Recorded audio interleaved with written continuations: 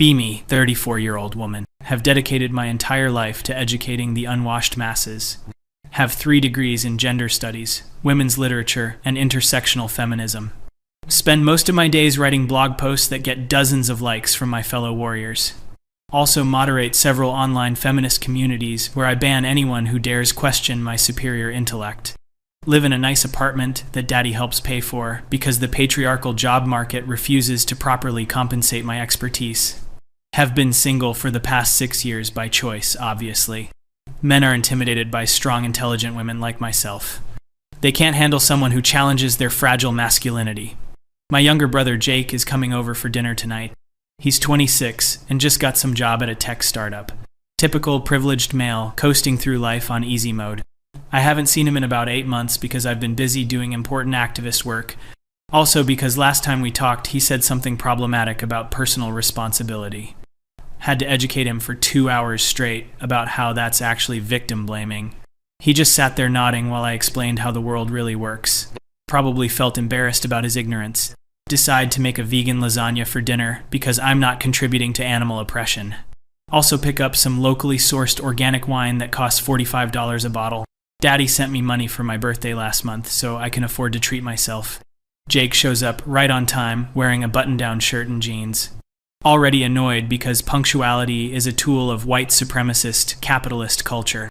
I read that in an academic paper, so I know it's true. He's also gotten in better shape since I last saw him. Probably spending all his time at the gym, engaging in toxic masculine fitness culture. Doesn't he know that exercise is fatphobic? Give him a hug anyway because I'm gracious like that. He compliments my apartment, which is covered in protest posters and empowering quotes.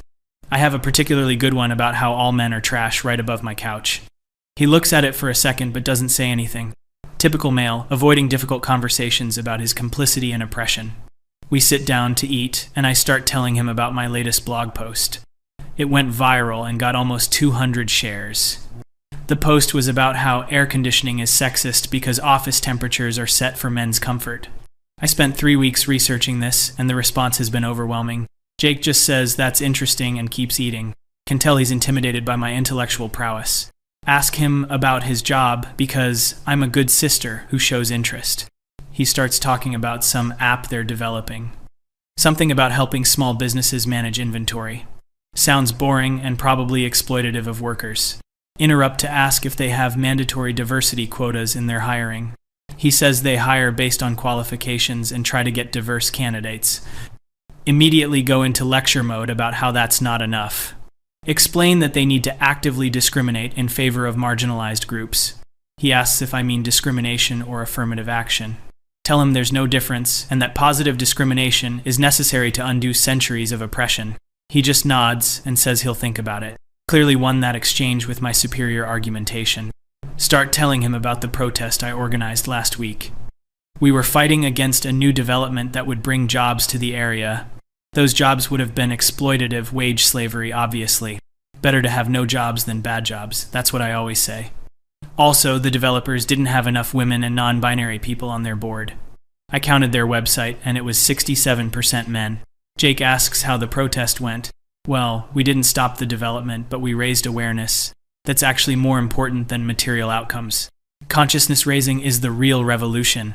He's looking at me with this expression I can't quite read, probably in awe of my dedication to justice. Decide to ask him about his dating life. He says he's been seeing someone for about 4 months. Immediately ask if she's a feminist. He says she cares about equality but doesn't really label herself. Red flag right there. Tell him that any woman who doesn't identify as feminist is suffering from internalized misogyny. She needs to be educated about her own oppression. He should send her some of my blog posts. Jake politely declines and says she's happy as she is. Getting frustrated now because he's clearly not taking this seriously. Ask what she does for work. She's a nurse, which is fine, I guess. But nursing is actually a field that perpetuates patriarchal caring expectations for women. Share this observation with Jake. He says she genuinely loves her job and helping people. Tell him that's because she's been conditioned by society. No woman genuinely enjoys traditional feminine roles. We've all been brainwashed by the patriarchy. Jake sets down his fork and asks me if I've ever considered that women have agency. Excuse me, what? He just questioned whether I believe women can make their own choices. Take a long sip of wine before responding. Explain very slowly that women do have agency, but their choices are constrained by patriarchal structures. Therefore, any choice that aligns with traditional femininity is actually not a real choice. It's a product of false consciousness. I learned this in my second year of gender studies. Jake has the audacity to say that sounds contradictory. He says if women have agency, then their choices are valid, even if I don't personally agree with them. Cannot believe what I'm hearing. My own brother has been radicalized by the manosphere. Ask him point blank if he's been watching those terrible YouTube channels. The ones with men who talk about self-improvement and going their own way. He doesn't answer directly, which means yes. Feel my blood pressure rising. Those channels are gateways to extremism. They teach men to hate women and reject feminism. Start explaining this to him in detail. Tell him about how I got 3 of those channels banned from the platform I moderate. Saved countless young men from being indoctrinated. Jake asks me if I actually watched any of their content before getting them banned. Of course not, I tell him. I don't need to consume hate speech to know it's harmful. Other feminists documented their terribleness, and that's enough evidence for me. He suggests that maybe I should examine primary sources before making judgments. Now he's really pushing it. Inform him that as a woman, I have the right to feel unsafe around content that questions feminism. My feelings are valid, and that's all the justification I need. Jake actually laughs. He laughs at me, asks me when I became so afraid of different perspectives. Says the sister he grew up with used to love debating and considering all sides. That was before I was properly educated, I tell him. Before I understood how the world really works. Now I know that some ideas are too dangerous to engage with. We need to protect people from wrongthink. He's shaking his head now. Says that I sound like the authoritarians I claim to oppose. How dare he? Stand up from the table because I need to pace when I'm this angry. Launch into a passionate speech about how you can't be authoritarian when you're fighting oppression. Censorship is only bad when it's punching down.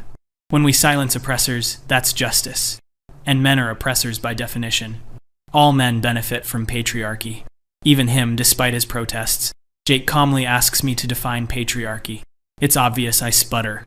It's the system of male dominance that pervades every aspect of society. He asks me to give specific examples from our actual lives. From our childhood and family. Try to think of examples. Well, Dad made more money than Mom. Jake points out that Dad worked 60 hours a week while Mom chose to work part-time. She wanted to be home with us more, and Dad supported that decision. That's not the point, I say. The point is that we live in a system that makes women's labor worth less. He asks if I think Mom's choice to prioritize time with us was invalid. No, but it was influenced by societal pressure. He asks what pressure specifically. Getting flustered now. Bring up how women are expected to be primary caregivers. Jake reminds me that Dad did plenty of childcare too. He coached our sports teams and helped with homework every night. Yes, but the mental load fell on Mom, I insist. Read about this concept last month. Women always carry the invisible burden of household management. He asks me to define mental load. Explain that it's all the planning and organizing that women do. He nods and says Mom was definitely more organized, but then asks if that's because Dad couldn't do it or because Mom preferred to do it her way. Remember how Mom used to joke about being a control freak about the house? How she'd redo things if Dad didn't do them exactly her way? That's not relevant, I tell Jake.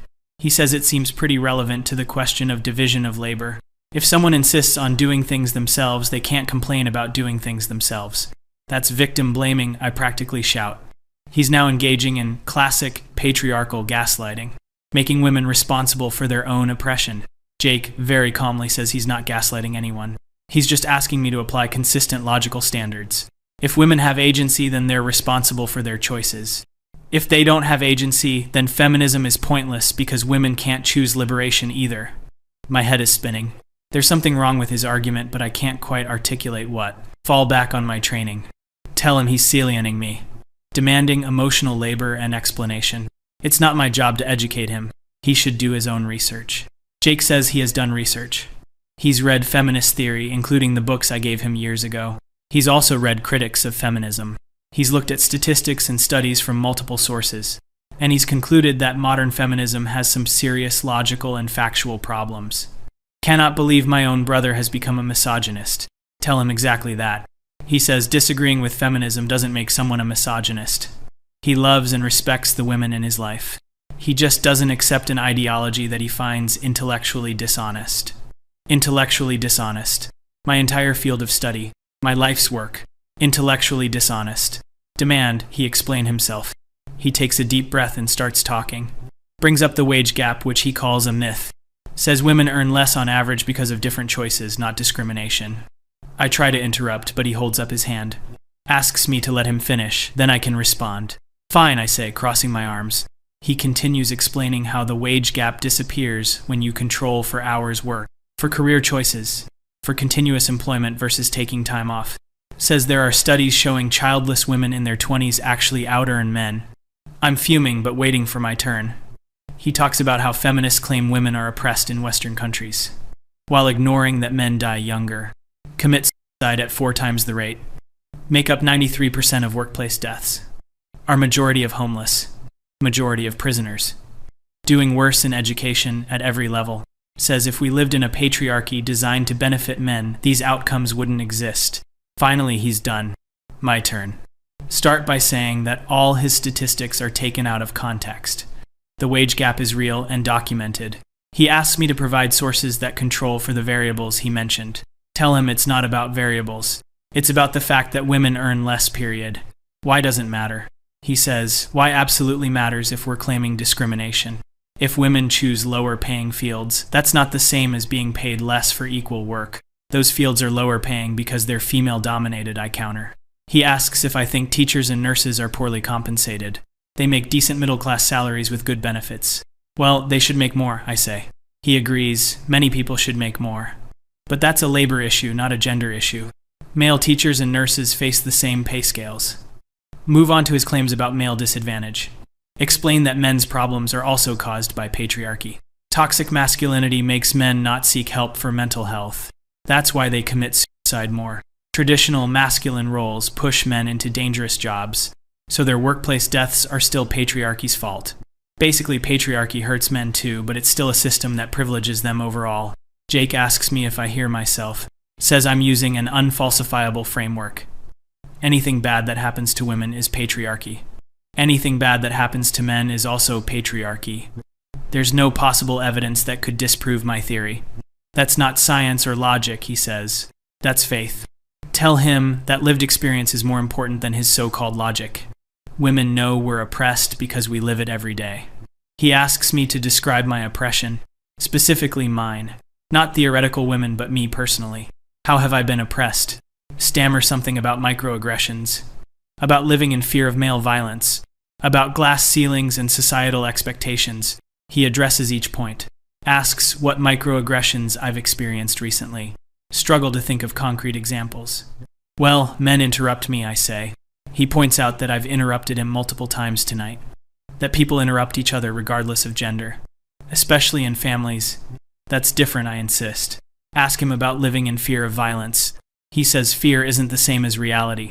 Statistically, men are more likely to be victims of violence than women, except for domestic violence and sexual assault, which are serious problems.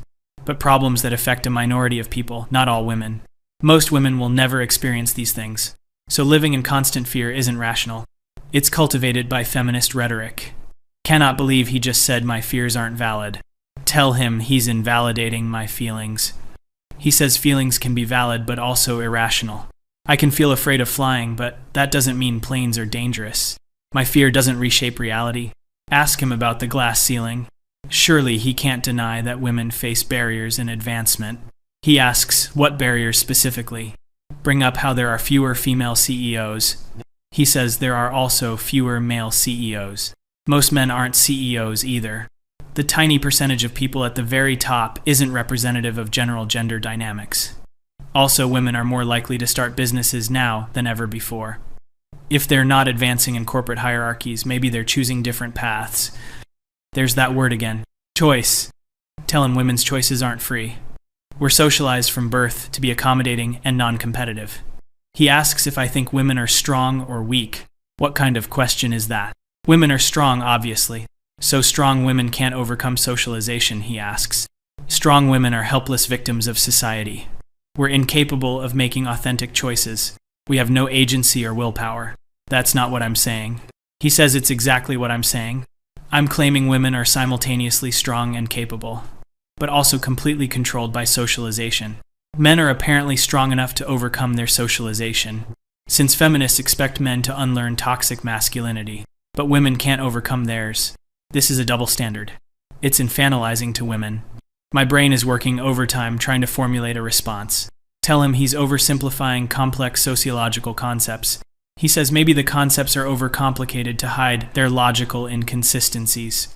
Bring up intersectionality, how oppression is multifaceted and overlapping, how you can't understand gender without race, without class. He agrees that people have complex identities, but says intersectionality as practiced just creates a hierarchy of victimhood, where everyone competes to be most oppressed, and the most oppressed person wins arguments by default. It's not about winning arguments, I say. It's about centering marginalized voices. He asks why marginalization makes someone more correct. A poor person isn't automatically right about economics. Being affected by something doesn't make you an expert on it. In fact, emotional investment often clouds judgment. That's why we have concepts like conflict of interest. Tell him that's privileged talk.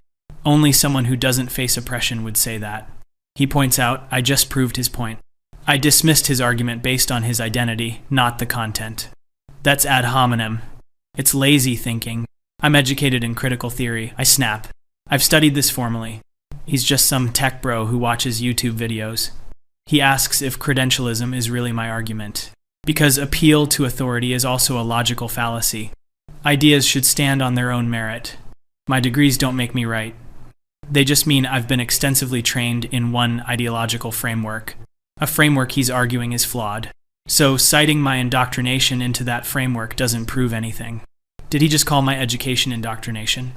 Tell him universities are places of higher learning, not indoctrination centers. He asks if I was ever exposed to non-feminist perspectives in my gender studies classes. Well, no, because they're gender studies classes.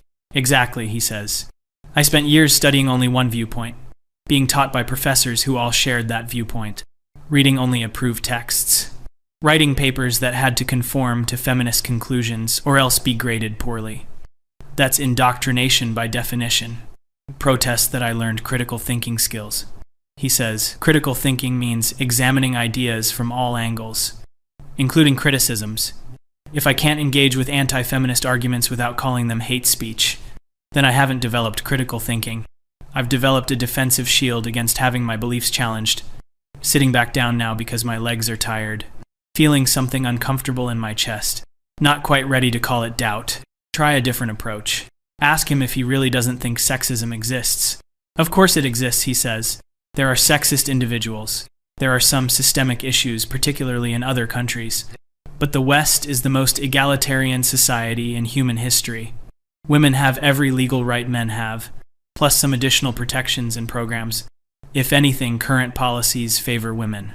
Like how he starts asking, scholarships specifically for women, diversity hiring initiatives, women's-only networking groups and programs, lower standards for women in military and police, massive funding for women's health versus men's, domestic violence services almost exclusively for women, even though men are victims too, criminal sentencing, where women get significantly lighter sentences for the same crimes, family courts that heavily favor mothers. He goes on and on. Every point delivered calmly with examples. Try to argue that these things are necessary to counteract historical oppression. He asks when we're allowed to say we've achieved equality. What's the end point? Do we need 50-50 representation in everything? Because that's not how interests distribute.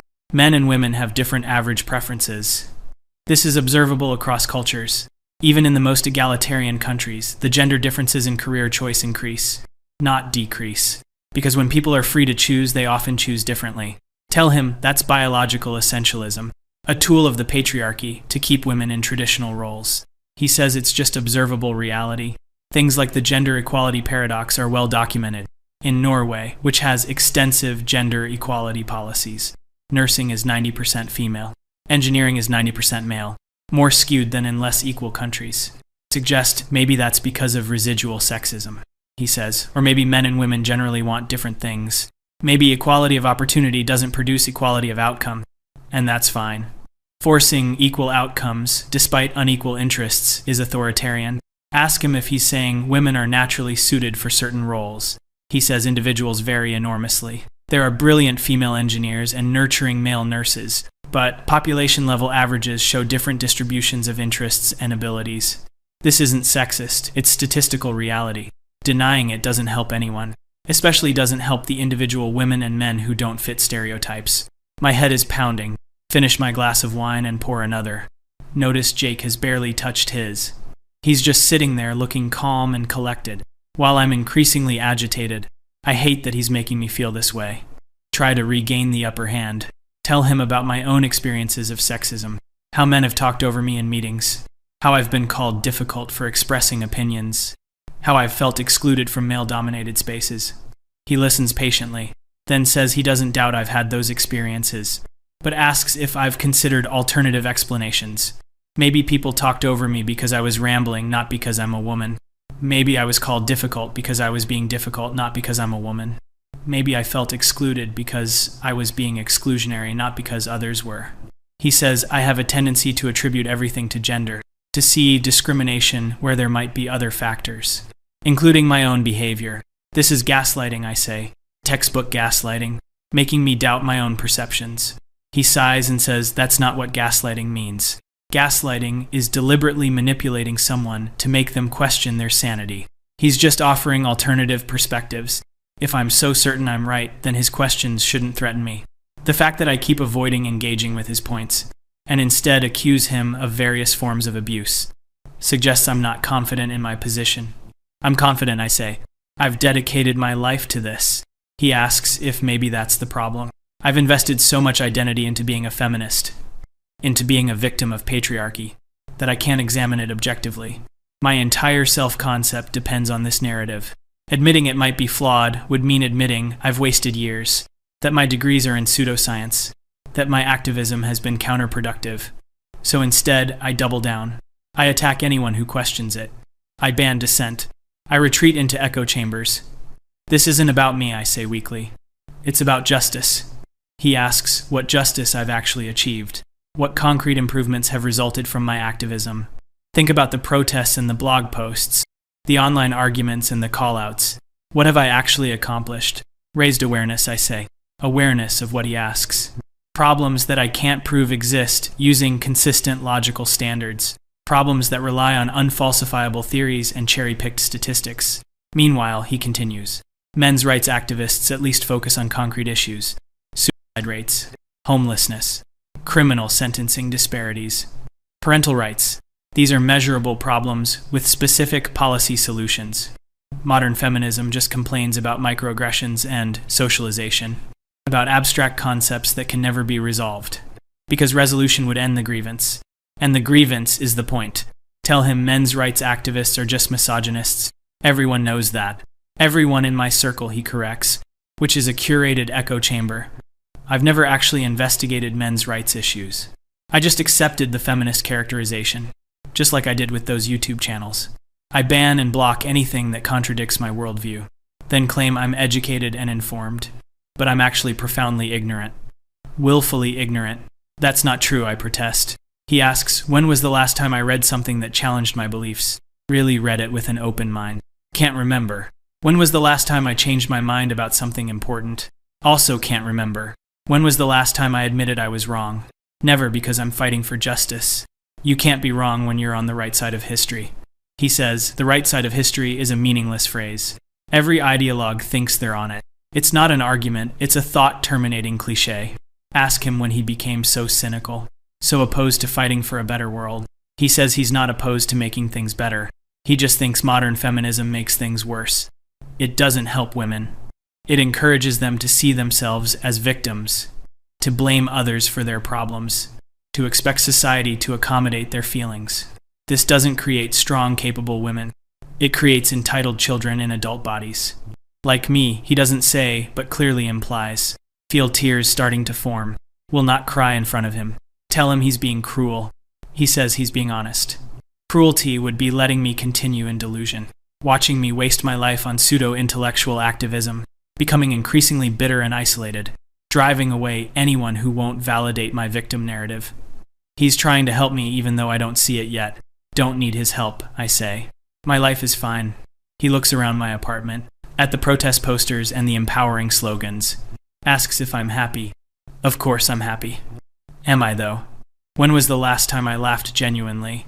When was the last time I enjoyed something without analyzing it for problematic elements? When was the last time I had a relationship that wasn't based on shared grievance? My friends and I bond over complaints about men, about microaggressions and patriarchy. Every conversation is a competition of who has it worse. We validate each other's victim status. Is that friendship or mutual enablement? Tell Jake he doesn't understand. Being woke is seeing the truth. Once you see it, you can't unsee it, he says. Or I've been trained to interpret everything through a distorted lens. Taught to find offense in the innocuous. To attribute malice to the mundane. This doesn't make me enlightened. It makes me paranoid and miserable. Not miserable, I insist. He asks about my relationships. 6 years single by choice, I say. He asks if I've actually chosen to be single, or if I've made myself undateable with my ideology. Constantly finding fault with men. Treating every interaction as a power struggle. Seeing sexism in normal human behavior. What man would want to deal with that? I wouldn't, I say. I don't need male validation. Everyone needs human connection, he counters. Intimacy and partnership. Pretending not to is just sour grapes. Calling it empowerment doesn't make loneliness feel better. I have my community, I say. Online forums and activist groups. He says online communities aren't real.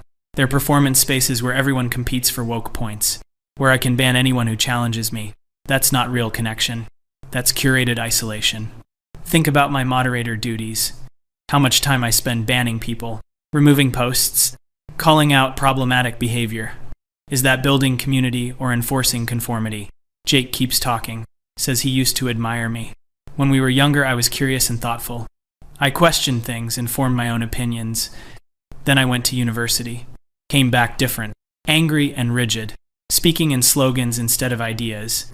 He's watched me become increasingly extreme, cutting people off for minor disagreements, seeing enemies everywhere. He's worried about me. That's why he came tonight, even knowing we'd argue. Because I'm his sister and he loves me. Even though I probably think love is a patriarchal construct designed to oppress women. Laugh, despite myself. It's a bitter laugh. Tell him I don't think that. Not exactly. He smiles a little. Asks if I'm willing to consider that maybe some of what I believe is wrong. Not all of it necessarily, but some. That my framework might be flawed. That my education might have been more indoctrination than enlightenment. Don't know what to say. Everything feels uncertain suddenly. My whole adult identity is built on this foundation. If it's wrong, then what am I? Who am I? Jake seems to sense my crisis. Says I don't have to figure it all out tonight. Just consider the possibility. Actually engage with ideas I've been avoiding. Read the critics I've dismissed. Examine my own logical consistency. Think about whether my activism has made me happier or more miserable. Whether it's helped anyone or just created division. We sit in silence for a while. Finish my wine. He finally breaks the silence. Says his girlfriend would like to meet me sometime. If I can avoid telling her she has internalized misogyny. Almost defend myself. Then realize that's exactly what I would have done. Tell him maybe. No promises. He says that's fair. Helps me clean up dinner. We work in silence. It's not uncomfortable exactly. Just heavy with things unsaid.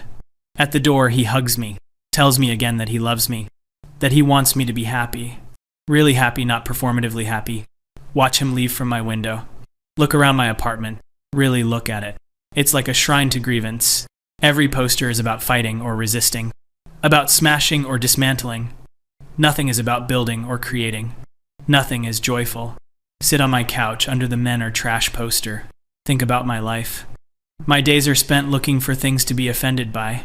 Finding evidence of oppression. Arguing online with strangers. Banning people from forums. Writing blog posts that my echo chamber applauds. Is this meaningful? Is this fulfilling? Or is Jake right?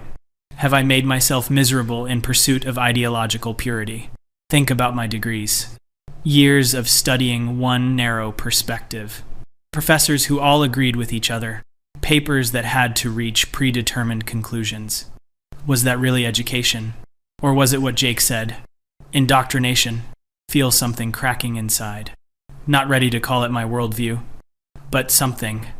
Remember who I used to be. Before university. Before feminism became my whole identity. I was curious about everything, loved debating from all sides, had friends across the political spectrum, dated without analyzing every interaction for power dynamics. Was I happier then? Maybe. Probably. But admitting that means admitting I've been wrong. For years, that I've wasted my 20s and early 30s on ideology that doesn't hold up to scrutiny, that my expertise is in pseudoscience, that my activism has been counterproductive. Can't face that tonight. Pour another glass of wine, open my laptop, start to go to my usual forums, hesitate. Instead, search for some of the things Jake mentioned. Gender equality paradox, sentencing disparities, workplace deaths. Find studies and statistics from sources I would normally dismiss as biased. But what makes my sources less biased? Just because they confirm what I already believe. Spend hours reading things that contradict my worldview, finding it harder to dismiss. The arguments are logical. The data is compelling. Can't find good feminist rebuttals. Just accusations of misogyny and demands for sources to be dismissed. Exactly what I do.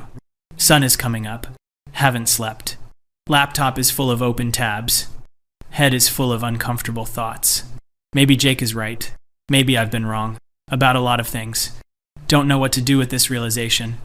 My whole life is built on this ideology. My education. My career, such as it is. My community. My identity. If I'm not a feminist activist fighting the patriarchy, then who am I? Just a 34-year-old woman. Single and childless. Living in an apartment daddy pays for. With degrees in pseudoscience. No real skills. No meaningful relationships outside my echo chamber. No accomplishments except blog posts and banned users. This is too much. Close the laptop. Take down the Men Are Trash poster. Just that one for now. To stare at the blank space on the wall. It looks better. Cleaner. Less hostile. Maybe I'll take down more tomorrow. Maybe I'll read more. Actually engage with ideas I've been avoiding. Maybe I'll call Jake. Tell him he made some good points. Not that he won because this isn't a competition. Except it was. And he did win.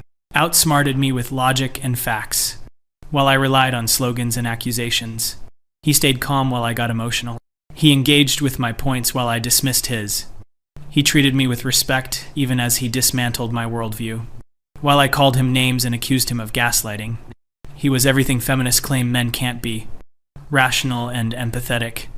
Strong and compassionate. Meanwhile, I was everything I claimed to be fighting against. Emotional and illogical. Authoritarian and closed-minded.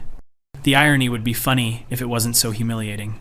My younger brother, the one I used to lecture, just completely destroyed my entire ideological framework. Shown me to be a fraud. An emperor with no clothes. And I can't even be mad at him. Because he did it out of love. Trying to save me from my own delusion. Whether I can be saved remains to be seen. But tonight, for the first time in years, I have doubts. Real doubts. Maybe that's progress. Maybe that's the beginning of actually thinking critically. Instead of just claiming to go to bed as sun rises.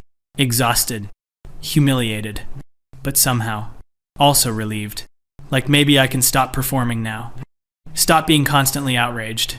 Stop seeing enemies everywhere. Maybe I can just be a person again. Not a feminist warrior. Just me. Whoever that is. You have to figure that out. But not today. Today I just need to sleep. And tomorrow, maybe I'll start asking real questions. Instead of just providing approved answers.